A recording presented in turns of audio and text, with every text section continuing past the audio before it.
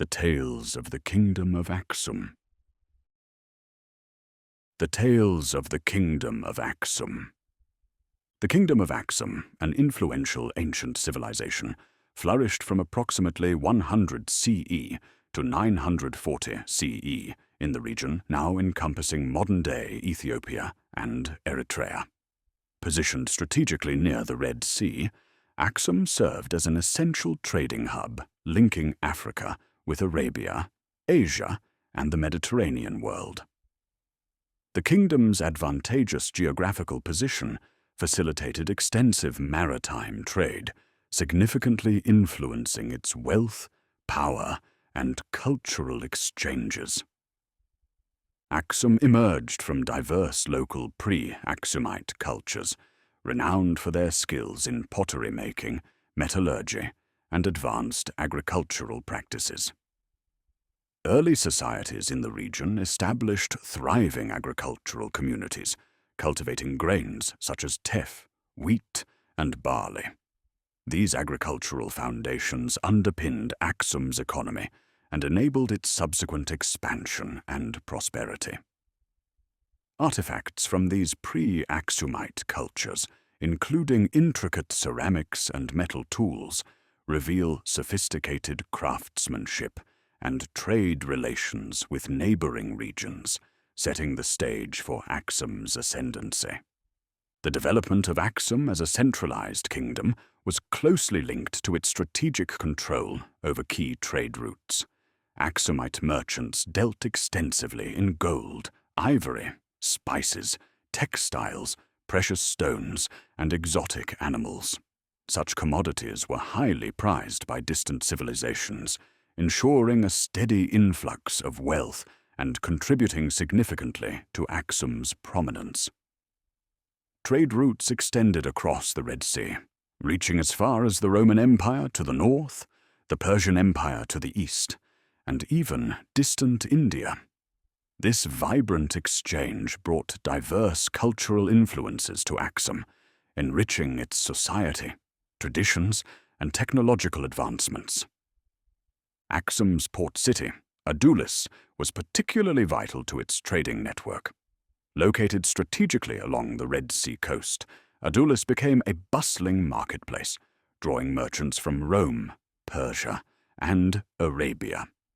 Historical records describe Adulis as a cosmopolitan city, bustling with merchants, traders, artisans, and diplomats. Goods from distant lands were exchanged here, and diverse cultural interactions took place, making Adulis a melting pot of ideas, religions, and cultural practices. The social structure of Axum reflected its economic complexity and cultural richness. At the top of the social hierarchy was the king, who wielded considerable authority, supported by an elite class comprising nobles, priests, and high-ranking officials. These leaders were responsible for administering justice, managing trade regulations, and maintaining diplomatic relations with foreign powers. The priestly class played a particularly significant role, especially following the kingdom's adoption of Christianity in the 4th century, providing spiritual guidance and fostering the integration of religious practices into Axumite governance and daily life. Below the elite classes were merchants and artisans, crucial to Axum's economic vitality. Merchants not only conducted trade, but also facilitated cultural exchanges, introducing foreign ideas and innovations to Axumite society. Skilled artisans produced a variety of goods, including jewelry, textiles, metalwork, and pottery, showcasing Axum's artistic excellence and craftsmanship. Artisans contributed significantly to Axum's wealth, creating products highly sought after in international markets. Farmers formed the backbone of Axumite society, providing essential agricultural products that sustained the kingdom's growing population and supported its trade economy. Axum's farmers implemented advanced irrigation techniques and terracing practices, allowing them to cultivate challenging terrains and maximize agricultural output. These innovations reflect the kingdom's ingenuity and adaptability, crucial factors enabling Axum to thrive in an often challenging environment. Axum's architectural achievements further underscored its sophistication and cultural grandeur. The kingdom is renowned for its imposing obelisks, towering monolithic structures carved from solid granite. These obelisks, often reaching heights exceeding 70 feet, served as monumental markers for burial sites of royalty and elite figures. Their intricate carvings depicted symbolic motifs and inscriptions that offered insights into Axumite religious beliefs, governance, and social order. Today, these monuments stand as enduring symbols of Axum's engineering prowess and cultural prominence. Culturally, Axum was deeply influenced by diverse religious traditions, most notably Christianity, which became the kingdom's official religion under King Ezana in the early 4th century. This religious transformation dramatically reshaped Axumite society, influencing art, architecture, governance, and daily life. The kingdom became an essential early Christian stronghold, contributing significantly to the spread and institutionalization of Christianity throughout Africa and beyond. Axum's legacy endures through rich archaeological sites and historical artifacts, drawing continued interest from scholars, historians, and tourists worldwide. Excavations and research continue to reveal new insights into the kingdom's extensive trade networks, cultural diversity, and sophisticated governance. Axum stands prominently in history as a powerful example of early globalization, demonstrating how ancient civilizations were interconnected through commerce, cultural exchange, and diplomacy. In conclusion, the Kingdom of Axum exemplifies a thriving civilization that skillfully harnessed geographical advantages, trade opportunities, and cultural diversity to achieve remarkable prosperity and lasting historical significance. Its sophisticated society, dynamic economy, and rich cultural heritage continue to captivate modern imaginations, offering profound insights into the interconnected nature of ancient civilizations and their enduring legacies. Book 1. King Ezana, the Great Builder. King Ezana, reigning in the 4th century CE, is remembered as one of Axum's most influential and visionary leaders. His impact on Axumite history extends across cultural, religious, political, and economic realms, marking a transformative era for the kingdom. Ezana assumed the throne during a turbulent yet promising time in Axumite history. The young monarch, guided by skilled advisors such as Frumentius, quickly grasped the complexities of governance, diplomacy, and leadership. Under Frumentius's influence, Ezana converted to Christianity, a pivotal event that reshaped Axumite society fundamentally. This conversion was not merely personal. Ezana envisioned Christianity as a unifying force, capable of reinforcing his kingdom's cohesion and elevating Axum's standing in the eyes of powerful Christian empires like Rome and Byzantium. His decision to establish Christianity as the state religion involved deliberate political and social maneuvering. Ezana's approach was inclusive yet assertive, as he skillfully balanced tradition and innovation.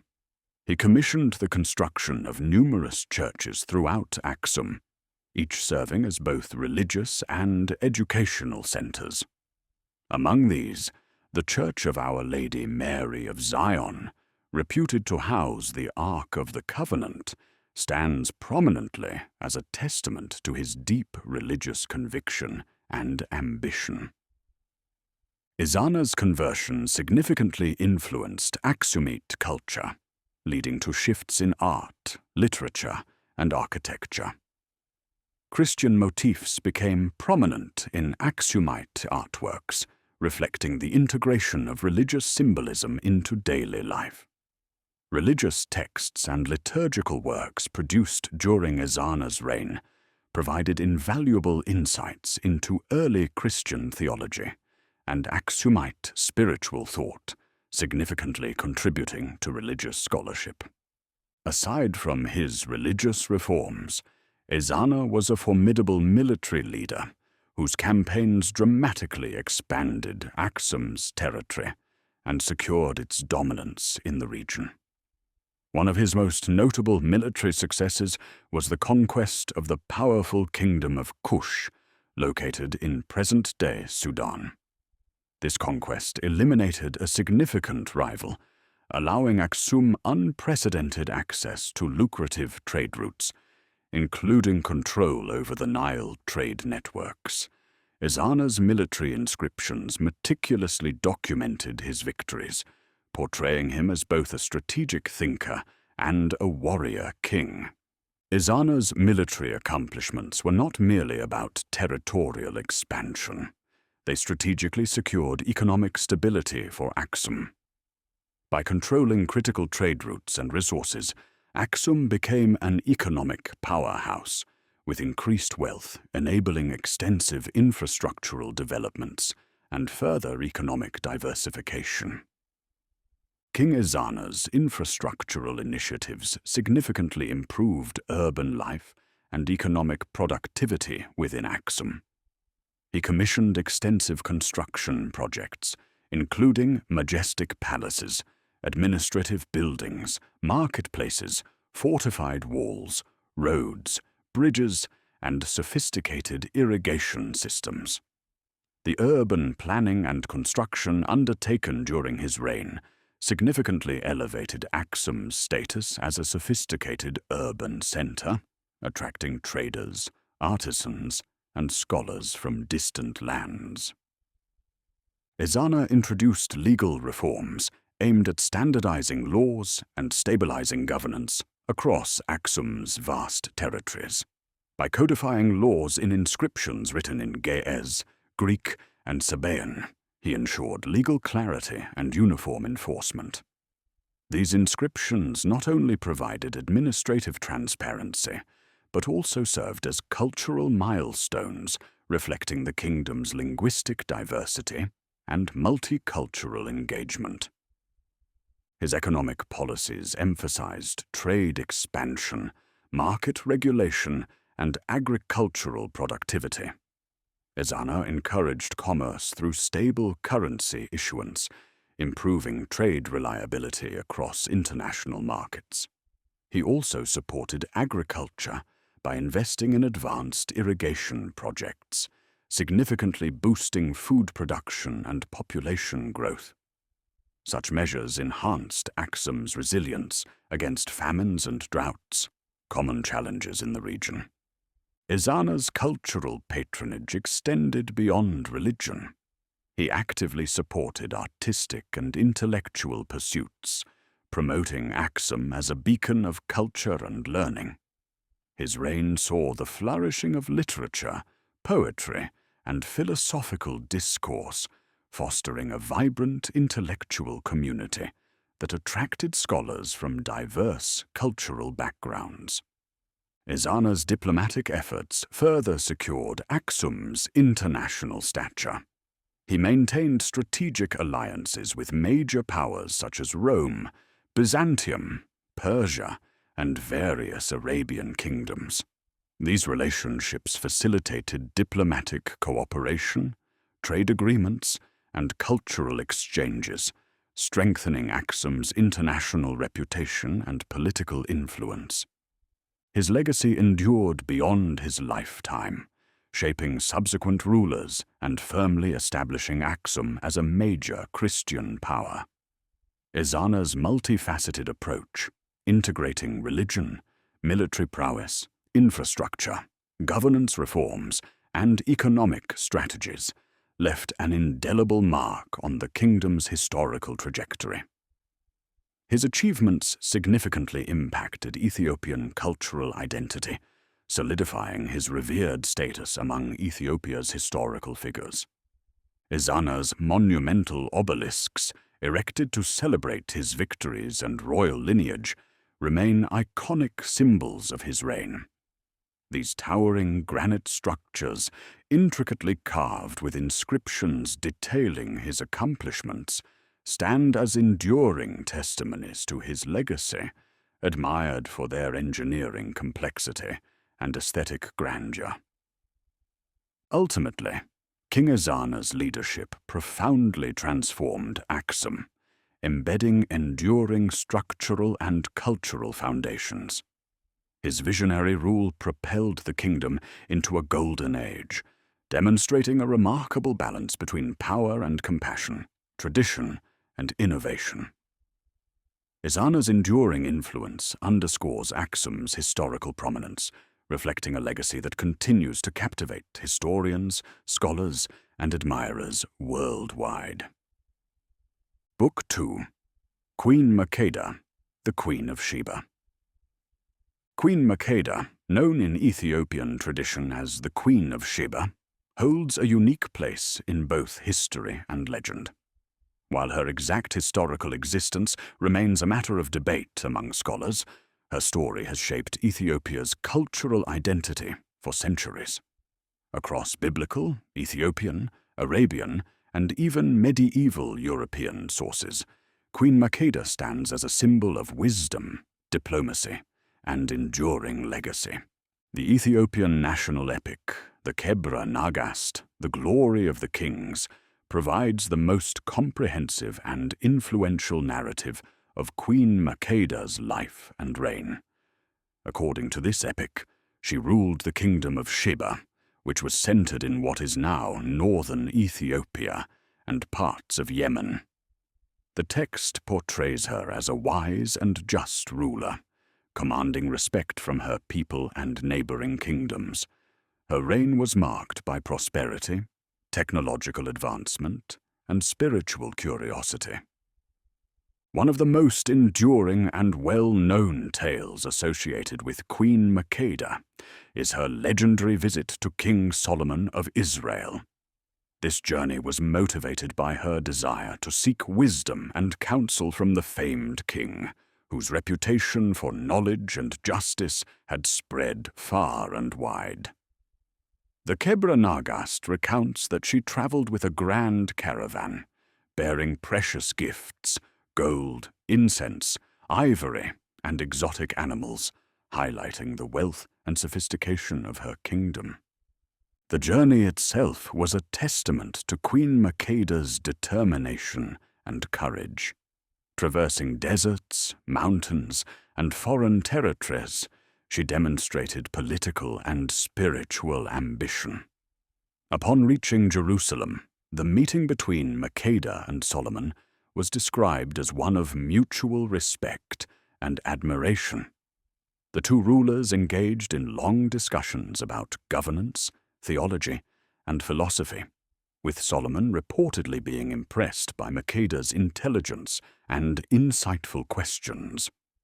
According to Ethiopian tradition, this encounter led to the birth of a son, Menelik I, who would later become the first emperor of Ethiopia's Solomonic dynasty.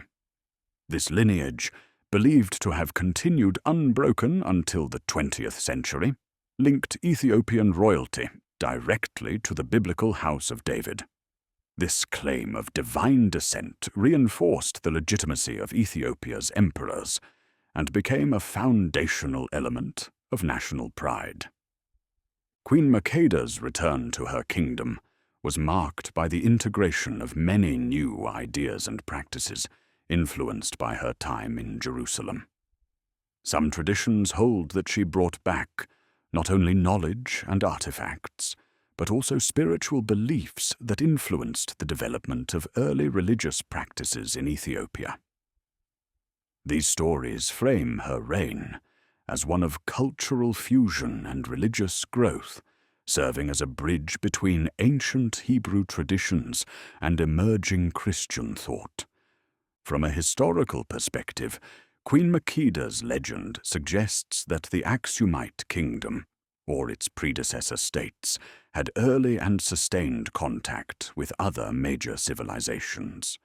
The trade routes connecting Ethiopia to the Levant, Arabia, and beyond were not just conduits for goods, but also for ideas, religious beliefs, and diplomatic relationships.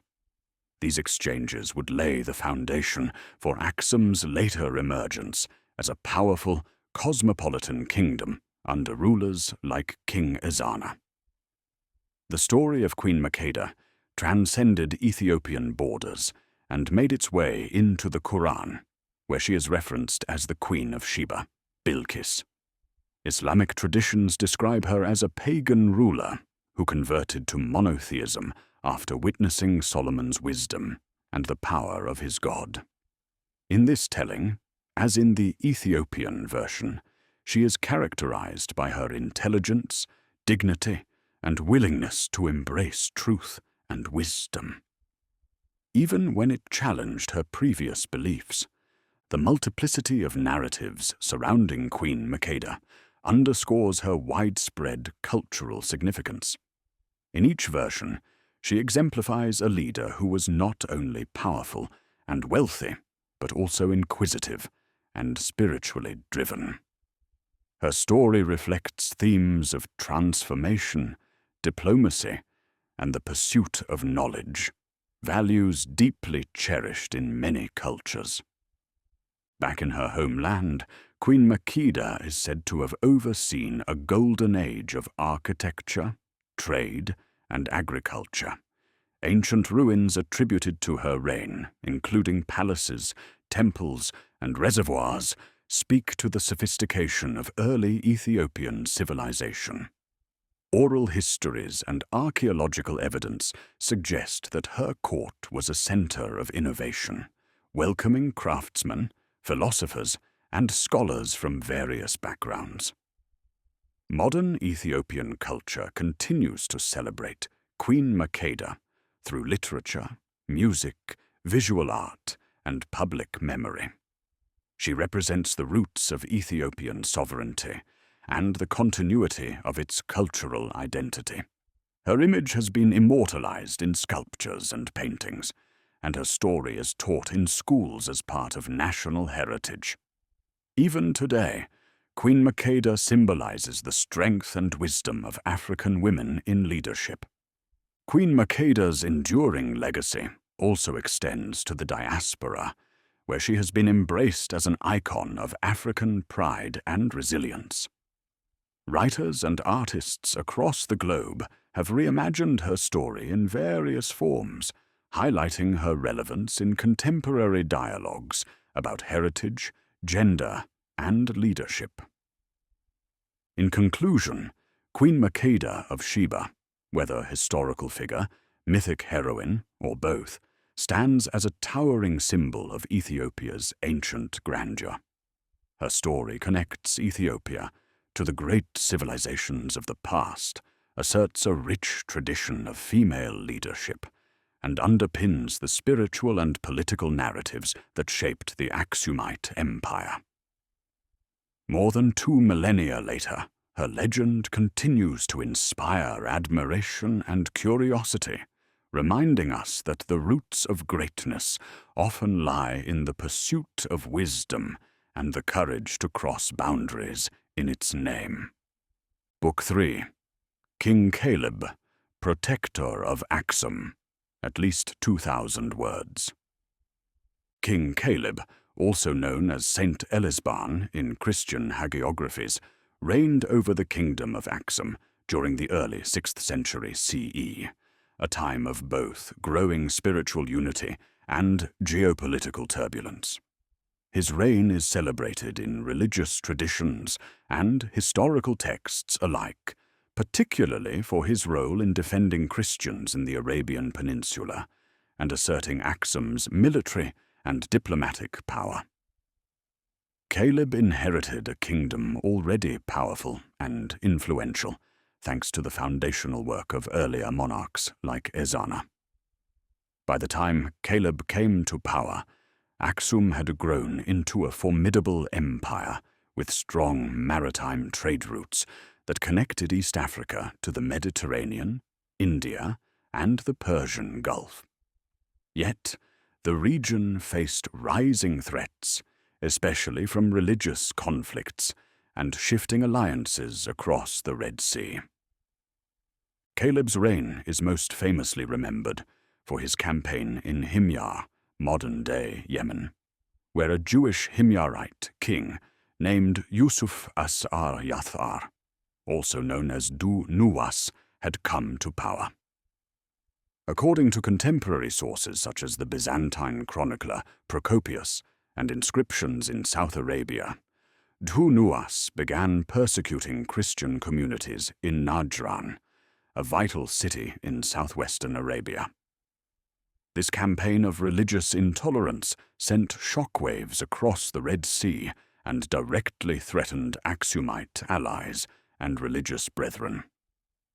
Caleb, a devout Christian, could not stand idly by. His response was not only motivated by faith, but also by the strategic necessity of maintaining influence in southern Arabia, which was key to Axum's control over Red Sea trade. Historical records suggest that Caleb sought support from the Byzantine Emperor Justin I, who shared an interest in protecting Christians and maintaining regional stability.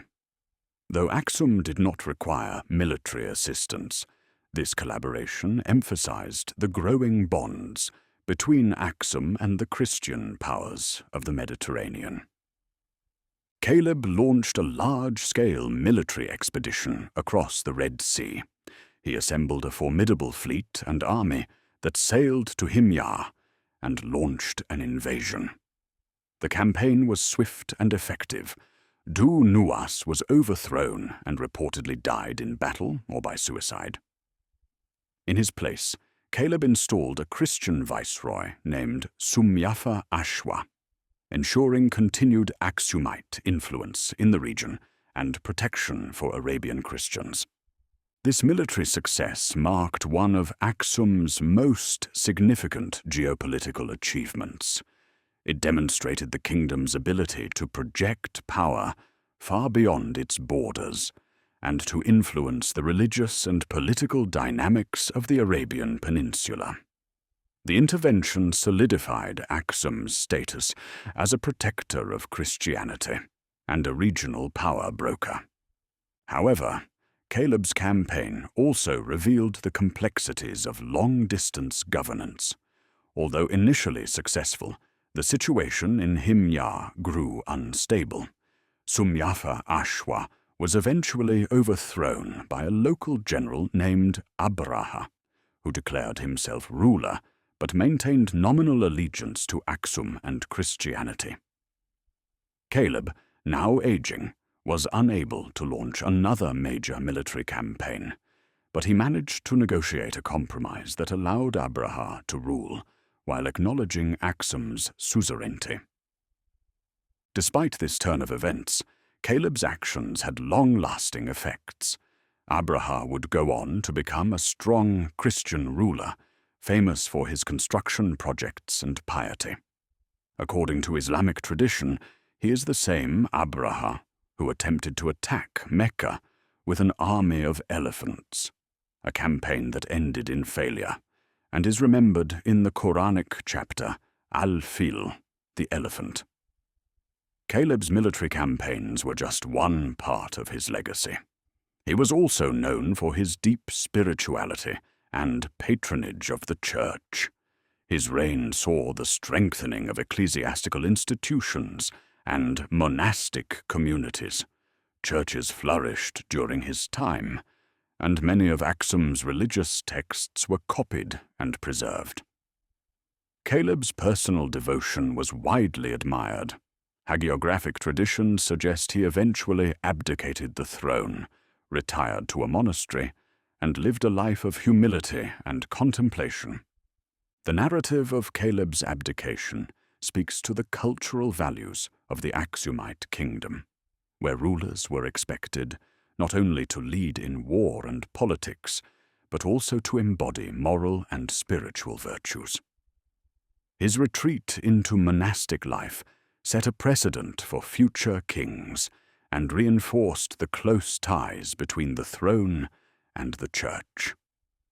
Caleb's legacy lives on in both religious and historical memory.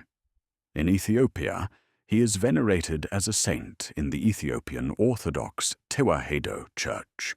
His tomb is believed to be located in Axum, and his name continues to be associated with justice, piety, and strength. From a historical perspective, Caleb represents the height of Axumite political influence and religious commitment.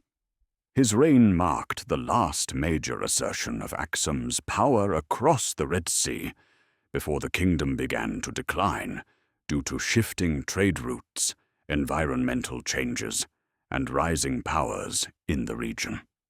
Yet, during his rule, Axum stood as a beacon of Christian leadership, a protector of the faithful, and a model of imperial ambition tempered by spiritual humility. Caleb's life and reign remind us that ancient African kingdoms like Axum were not isolated or passive players on the global stage. Instead, they were deeply involved in regional politics, religious transformations, and international diplomacy. Caleb's story is one of courage, faith, and vision, a legacy that continues to inspire Ethiopians and all those who study the rich history of Africa's ancient civilizations.